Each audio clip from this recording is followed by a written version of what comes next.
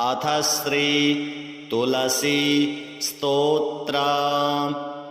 जगद्धात्री नमस्तुभ्यं विष्णोश्च प्रियवल्लभे। यतो ब्रह्मादयो देवाः सृष्टिस्थित्यन्तकारिणः।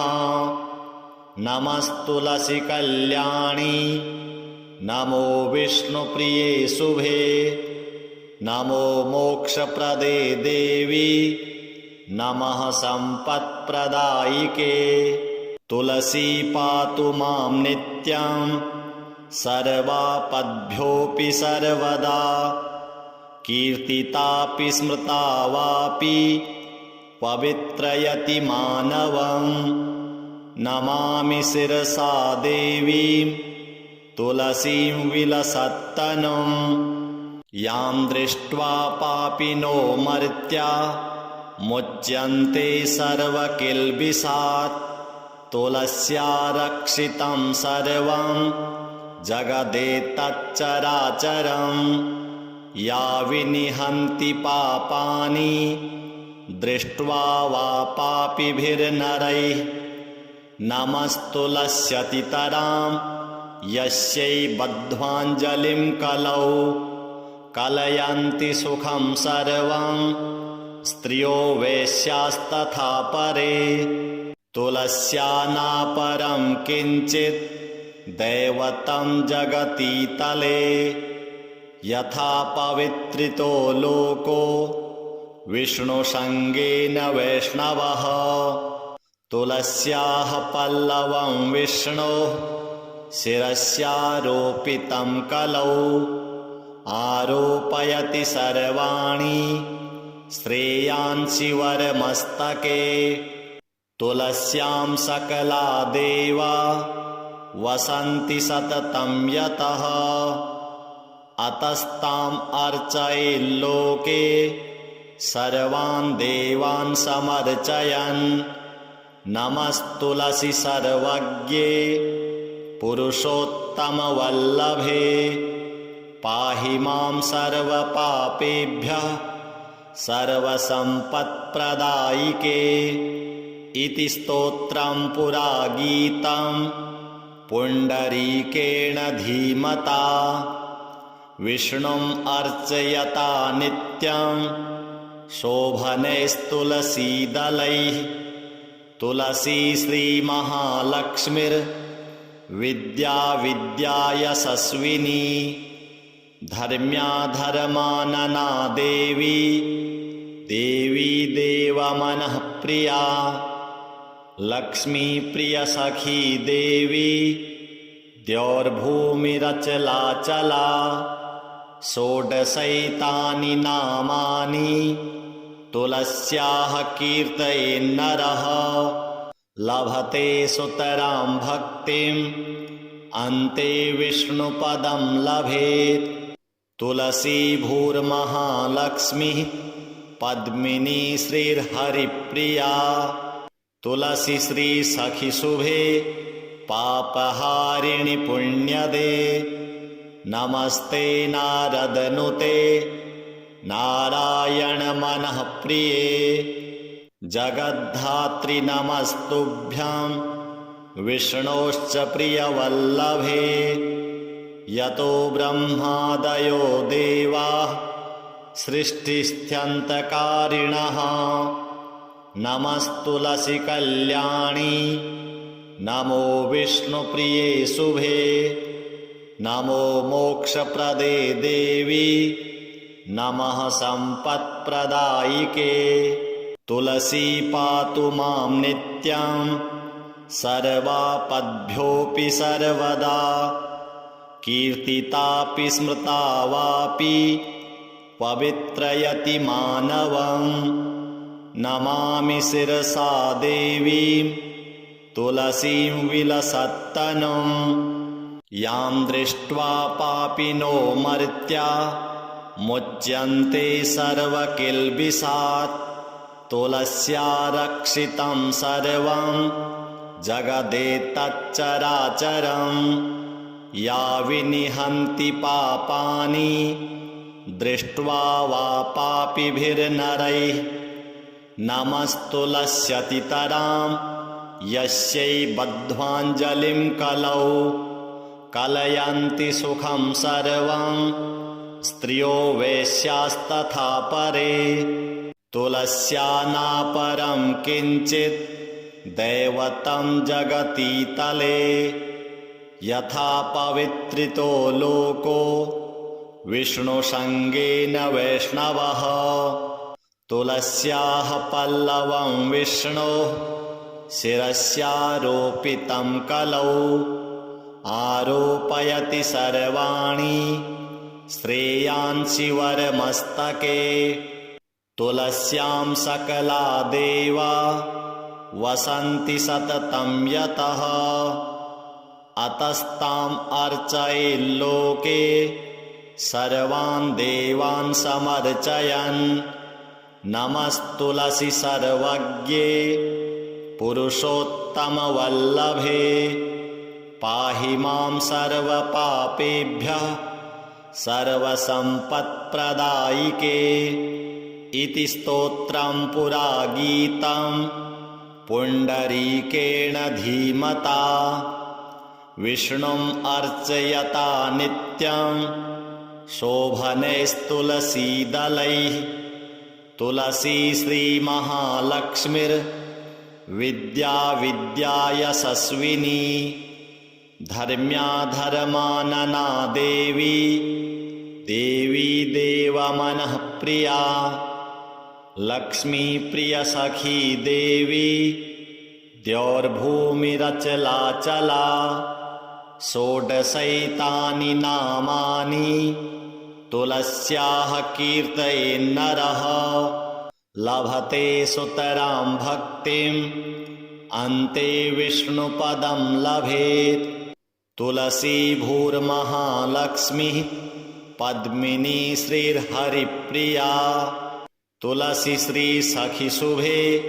पापहारिणि पुण्यदे नमस्ते नारदनुते नारायणमनःप्रिये जगद्धात्री नमस्तुभ्यं विष्णोश्च प्रियवल्लभे यतो ब्रह्मादयो देवाः सृष्टिस्थित्यन्तकारिणः नमस्तुलसी कल्याणी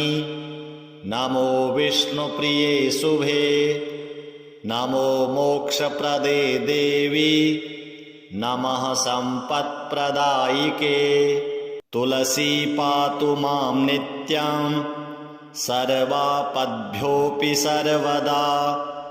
कीर्तितापि स्मृता वापि पवित्रयति मानवं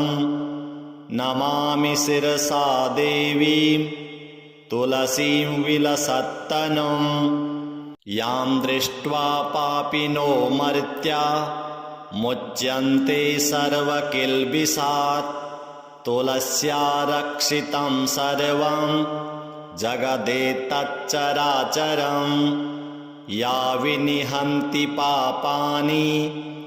दृष्ट्वा वा पापिभिर्नरैः नमस्तुलस्यतितरां यस्यै बद्ध्वाञ्जलिं कलौ कलयन्ति सुखं सर्वं स्त्रियो वेश्यास्तथा परे तुलस्या नापरं किञ्चित् दैवतं जगतीतले यथा पवित्रितो लोको विष्णुसङ्गेन वैष्णवः तुलस्याः पल्लवं विष्णोः शिरस्यारोपितं कलौ आरोपयति सर्वाणि श्रेयांसि वरमस्तके तुलस्यां सकला देवा वसन्ति सततं यतः अतस्ताम् अर्चयेल्लोके सर्वान् देवान् समर्चयन् नमस्तुलसि सर्वज्ञे पुरुषोत्तमवल्लभे पाहि मां सर्वपापेभ्यः सर्वसम्पत्प्रदायिके इति स्तोत्रं पुरा गीतं पुण्डरीकेण धीमता विष्णुम् अर्चयता नित्यं शोभनैस्तुलसीदलैः तुलसी श्रीमहालक्ष्मीर्विद्या विद्यायशस्विनी धर्म्याधर्मानना देवी देवी देवमनःप्रिया लक्ष्मी प्रियसखी देवी द्यौर्भूमिरचलाचला षोडशैतानि नामानि तुलस्याः कीर्तयेन्नरः लभते सुतरां भक्तिम् अन्ते विष्णुपदं लभेत् तुलसी भूर्महालक्ष्मीः पद्मिनी श्रीर्हरिप्रिया तुलसी श्रीसखिशुभे पापहारिणि पुण्यदे नमस्ते नारदनुते नारायण मनःप्रिये जगद्धात्री नमस्तुभ्यं विष्णोश्च प्रियवल्लभे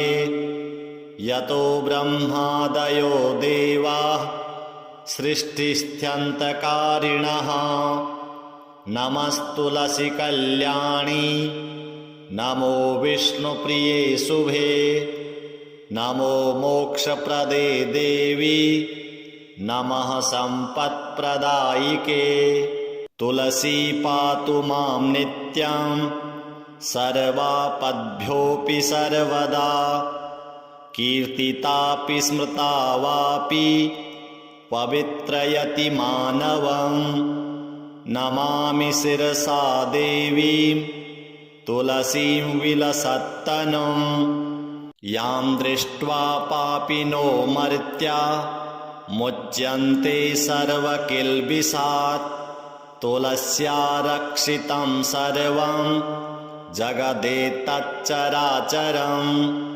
या विनिहन्ति पापानि दृष्ट्वा वा पापिभिर्नरैः नमस्तुलस्यतितरां यस्यै बद्ध्वाञ्जलिं कलौ कलयन्ति सुखं सर्वं स्त्रियो वेश्यास्तथा परे तुलस्या नापरं किञ्चित् दैवतं जगतीतले यथा पवित्रितो लोको विष्णुसङ्गेन वैष्णवः तुलस्याः पल्लवं विष्णोः शिरस्यारोपितं कलौ आरोपयति सर्वाणि श्रेयांसि वरमस्तके तुलस्यां सकला देवा वसन्ति सततं यतः अतस्ताम् अर्चयेल्लोके सर्वान् देवान् समर्चयन् नमस्तुलसी सर्वज्ञे पुरुषोत्तमवल्लभे पाहि मां सर्वपापेभ्यः सर्वसम्पत्प्रदायिके इति स्तोत्रं पुरा गीतं पुण्डरीकेण धीमता विष्णुम् अर्चयता नित्यं शोभनैस्तुलसीदलैः तुलसी श्रीमहालक्ष्मीर्विद्या विद्यायशस्विनी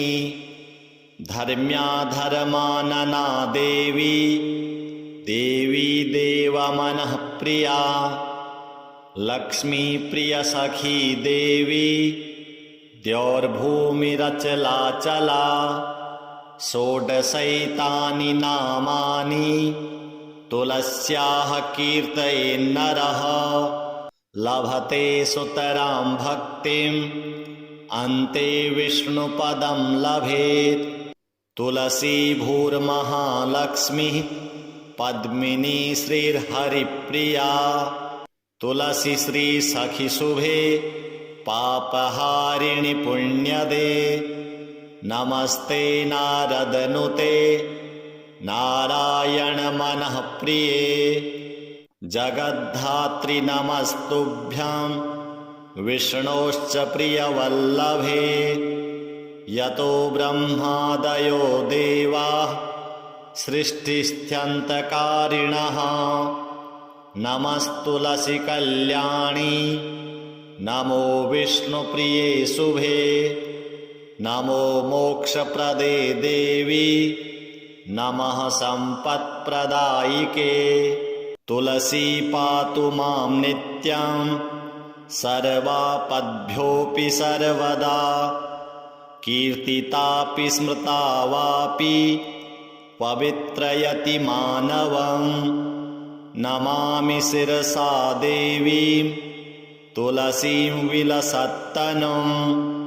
यां दृष्ट्वा पापिनो मर्त्या मुच्यन्ते सर्वकिल्बिषात्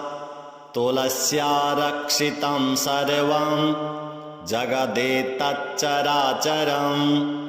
या विनिहन्ति पापानि दृष्ट्वा वा पापिभिर्नरैः नमस्तुलस्यतितरां यस्यै बद्ध्वाञ्जलिं कलौ कलयन्ति सुखं सर्वं स्त्रियो वेश्यास्तथा परे तुलस्या नापरं किञ्चित् दैवतं जगतीतले यथा पवित्रितो लोको विष्णुसङ्गेन वैष्णवः तुलस्याः पल्लवं विष्णोः शिरस्यारोपितं कलौ आरोपयति सर्वाणि श्रेयांसि वरमस्तके तुलस्यां सकला देवा वसन्ति सततं यतः अतस्ताम् अर्चयेल्लोके सर्वान् देवान् समर्चयन् नमस्तुलसी सर्वज्ञे पुरुषोत्तमवल्लभे पाहि मां सर्वपापेभ्यः सर्वसम्पत्प्रदायिके इति स्तोत्रं पुरा गीतं पुण्डरीकेण धीमता विष्णुम् अर्चयता नित्यं शोभनैस्तुलसीदलैः तुलसी श्रीमहालक्ष्मीर्विद्या विद्यायशस्विनी धर्म्या धर्मानना देवी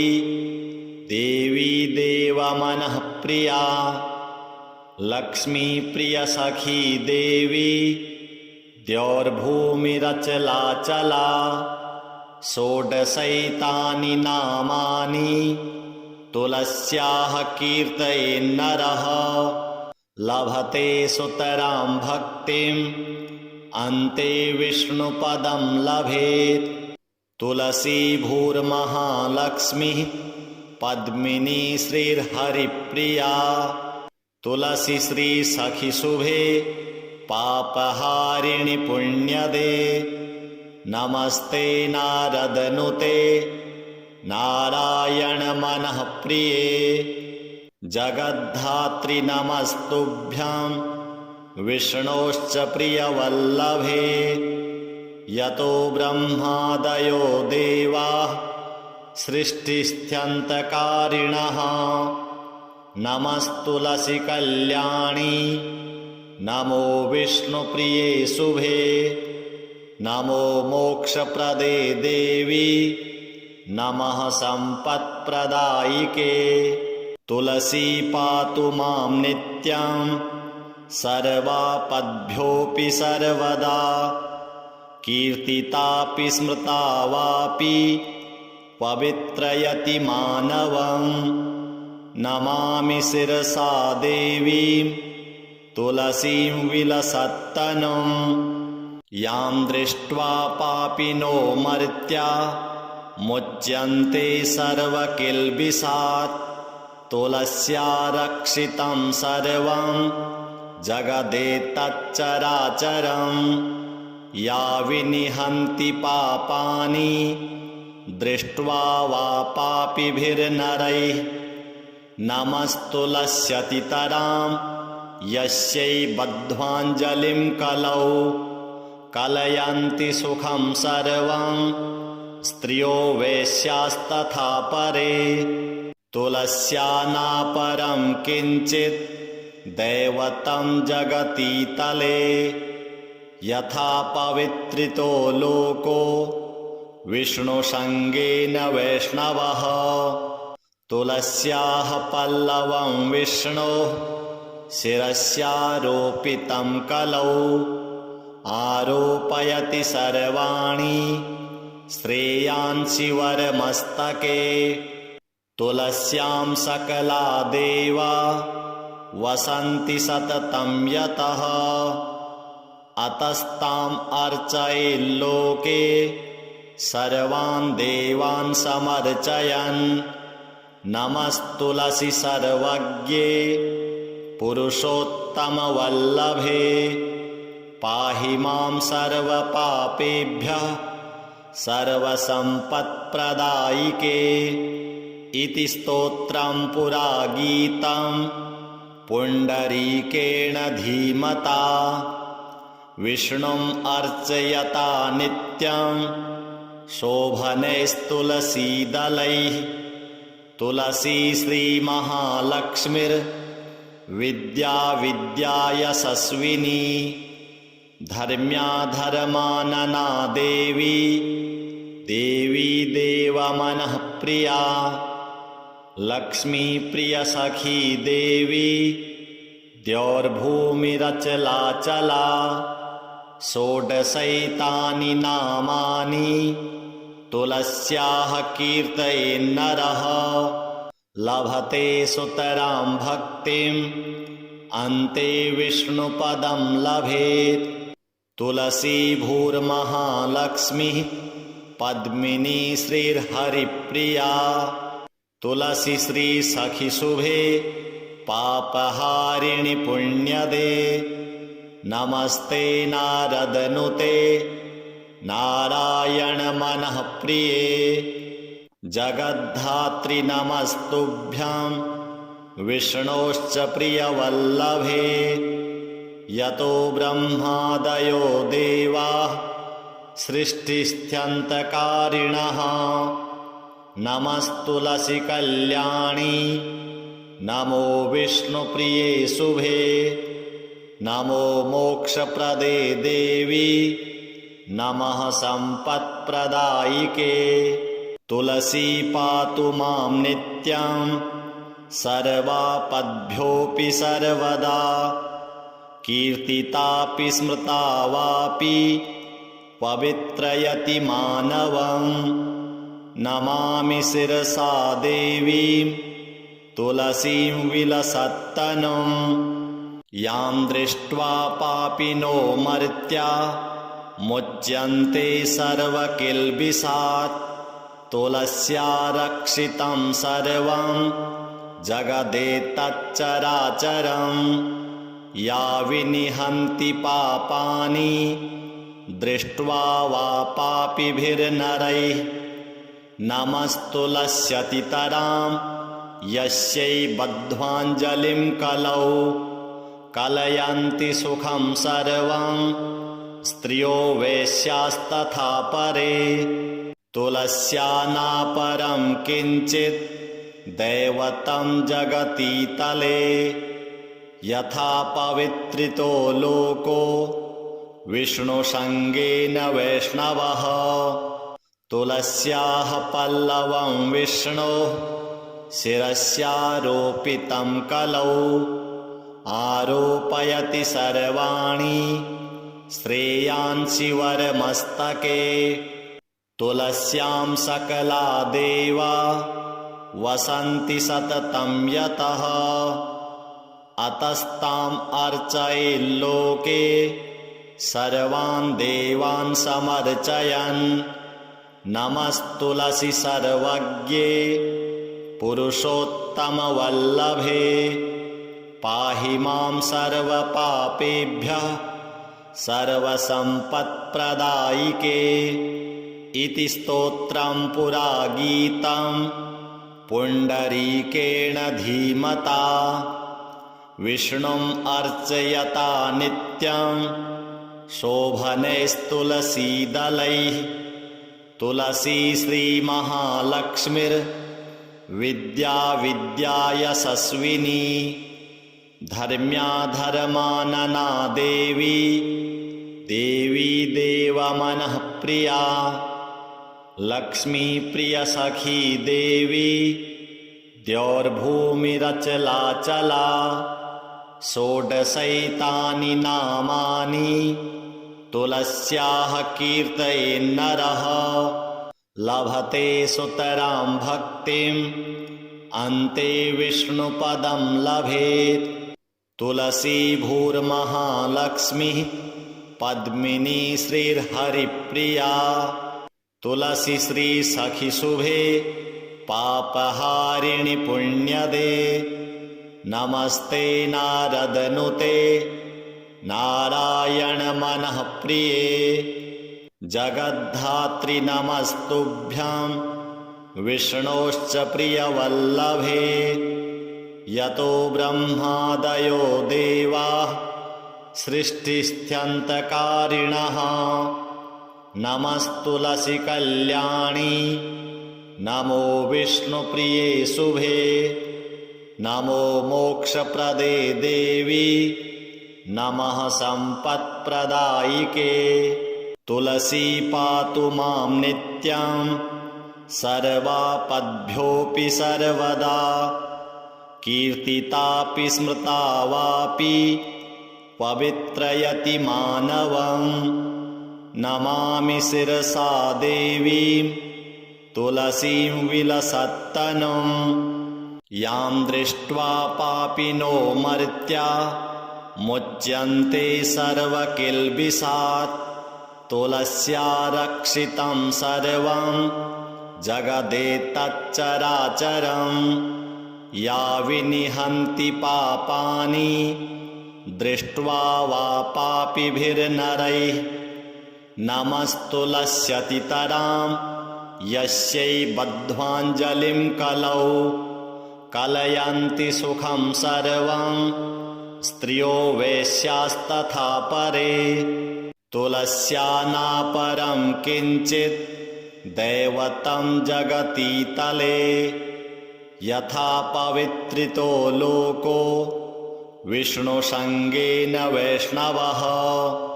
तुलस्याः पल्लवं विष्णोः शिरस्यारोपितं कलौ आरोपयति सर्वाणि श्रेयांसि वरमस्तके तुलस्यां सकला देवा वसन्ति सततं यतः अतस्ताम् अर्चयेल्लोके सर्वान् देवान् समर्चयन् नमस्तुलसी सर्वज्ञे पुरुषोत्तमवल्लभे पाहि मां सर्वपापेभ्यः सर्वसम्पत्प्रदायिके इति स्तोत्रं पुरा गीतं पुण्डरीकेण धीमता विष्णुम् अर्चयता नित्यं शोभनैस्तुलसीदलैः तुलसी श्रीमहालक्ष्मीर्विद्या विद्यायशस्विनी धर्म्याधर्मानना देवी देवी देवमनःप्रिया लक्ष्मी प्रियसखी देवी द्यौर्भूमिरचलाचला षोडशैतानि नामानि तुलस्याः कीर्तयेन्नरः लभते सुतरां भक्तिम् अन्ते विष्णुपदं लभेत् तुलसी भूर्महालक्ष्मीः पद्मिनी श्रीर्हरिप्रिया तुलसी श्री सखी शुभे पापहारिणि पुण्यदे नमस्ते नारदनुते नारायण मनः प्रिये जगद्धात्री नमस्तुभ्यं विष्णोश्च प्रियवल्लभे यतो ब्रह्मादयो देवाः सृष्टिस्थित्यन्तकारिणः नमस्तुलसी कल्याणी नमो विष्णुप्रिये शुभे नमो मोक्षप्रदे देवी नमः सम्पत्प्रदायिके तुलसी पातु मां नित्यं सर्वापद्भ्योऽपि सर्वदा कीर्तितापि स्मृता वापि पवित्रयति मानवं नमामि शिरसा देवीं तुलसीं विलसत्तनुं यां दृष्ट्वा पापिनो मर्त्या मुच्यन्ते सर्वकिल्बिषात् तुलस्या रक्षितं सर्वं जगदेतच्चराचरं या विनिहन्ति पापानि दृष्ट्वा वा पापिभिर्नरैः नमस्तुलस्यतितरां यस्यै बद्ध्वाञ्जलिं कलौ कलयन्ति सुखं सर्वं स्त्रियो वेश्यास्तथा परे तुलस्या नापरं किञ्चित् दैवतं जगतीतले यथा पवित्रितो लोको विष्णुसङ्गेन वैष्णवः तुलस्याः पल्लवं विष्णोः शिरस्यारोपितं कलौ आरोपयति सर्वाणि श्रेयांसि वरमस्तके तुलस्यां सकला देवा वसन्ति सततं यतः अतस्ताम् अर्चयेल्लोके सर्वान् देवान् समर्चयन् नमस्तुलसी सर्वज्ञे पुरुषोत्तमवल्लभे पाहि मां सर्वपापेभ्यः सर्वसम्पत्प्रदायिके इति स्तोत्रं पुरा गीतं पुण्डरीकेण धीमता विष्णुम् अर्चयता नित्यं शोभनैस्तुलसीदलैः तुलसी श्रीमहालक्ष्मीर्विद्या विद्यायशस्विनी धर्म्या धर्मानना देवी देवी देवमनःप्रिया लक्ष्मी प्रियसखी देवी द्यौर्भूमिरचलाचला षोडशैतानि नामानि तुलस्याः कीर्तयेन्नरः लभते सुतरां भक्तिम् अन्ते विष्णुपदं लभेत् तुलसी भूर्महालक्ष्मीः पद्मिनी श्रीर्हरिप्रिया तुलसी श्रीसखिशुभे पापहारिणि पुण्यदे नमस्ते नारदनुते नारायणमनःप्रिये जगद्धात्री नमस्तुभ्यं विष्णोश्च प्रियवल्लभे यतो ब्रह्मादयो देवाः सृष्टिस्थित्यन्तकारिणः नमस्तुलसी कल्याणी नमो विष्णुप्रिये शुभे नमो मोक्षप्रदे देवी नमः सम्पत्प्रदायिके तुलसी पातु मां नित्यं सर्वापद्भ्योऽपि सर्वदा कीर्तितापि स्मृता वापि पवित्रयति मानवं नमामि शिरसा देवीं तुलसीं विलसत्तनुं यां दृष्ट्वा पापिनो मर्त्या मुच्यन्ते सर्वकिल्बिषात् तुलस्या रक्षितं सर्वं जगदेतच्चराचरं या विनिहन्ति पापानि दृष्ट्वा वा पापिभिर्नरैः नमस्तुलस्यतितरां यस्यै बद्ध्वाञ्जलिं कलौ कलयन्ति सुखं सर्वं स्त्रियो वेश्यास्तथा परे तुलस्या नापरं किञ्चित् दैवतं जगतीतले यथा पवित्रितो लोको विष्णुसङ्गेन वैष्णवः तुलस्याः पल्लवं विष्णोः शिरस्यारोपितं कलौ आरोपयति सर्वाणि श्रेयांसि वरमस्तके तुलस्यां सकला देवा वसन्ति सततं यतः अतस्ताम् अर्चयेल्लोके सर्वान् देवान् समर्चयन् नमस्तुलसी सर्वज्ञे पुरुषोत्तमवल्लभे पाहि मां सर्वपापेभ्यः सर्वसम्पत्प्रदायिके इति स्तोत्रं पुरा गीतं पुण्डरीकेण धीमता विष्णुम् अर्चयता नित्यं शोभनैस्तुलसीदलैः तुलसी श्रीमहालक्ष्मीर्विद्या विद्यायशस्विनी धर्म्याधर्मानना देवी देवी देवमनःप्रिया लक्ष्मीप्रियसखी देवी द्यौर्भूमिरचलाचला षोडशैतानि नामानि तुलस्याः कीर्तयेन्नरः लभते सुतरां भक्तिम् अन्ते विष्णुपदं लभेत् तुलसी भूर्महालक्ष्मीः पद्मिनी श्रीर्हरिप्रिया तुलसी श्रीसखिशुभे पापहारिणि पुण्यदे नमस्ते नारदनुते नारायणमनःप्रिये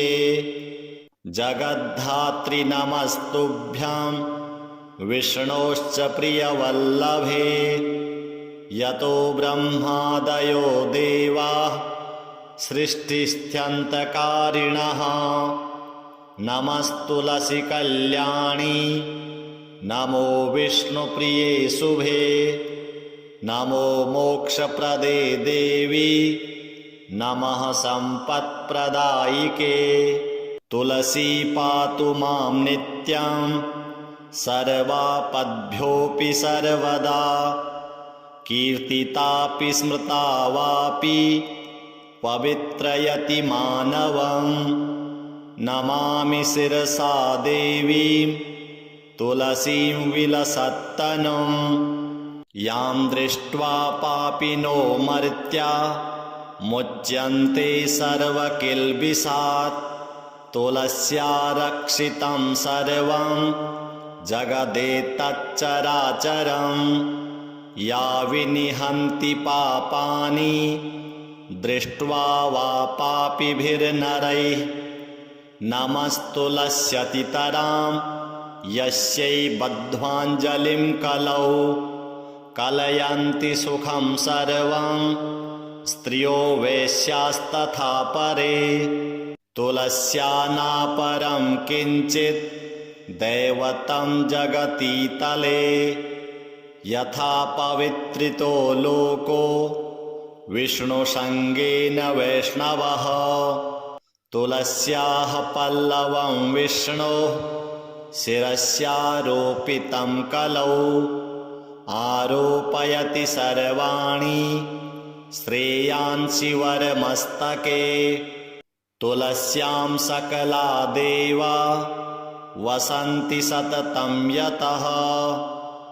अतस्ताम् अर्चयेल्लोके सर्वान् देवान् समर्चयन्